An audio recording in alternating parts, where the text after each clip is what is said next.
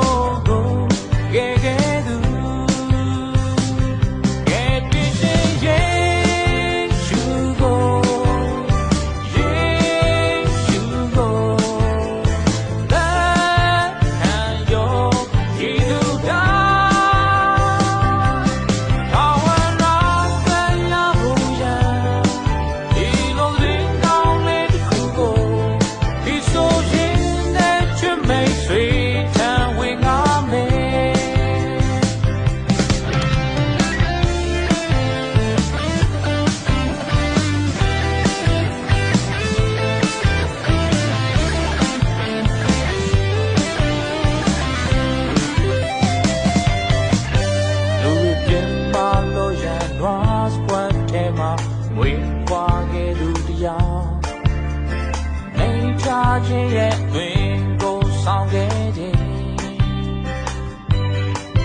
သာဝရတရားရဲ့သူရဲ့အသက်ကိုတို့ရဲ့အပြစ်တွေတွန်းဝိဆက်ခြင်းနဲ့သူအသေးခံခဲ့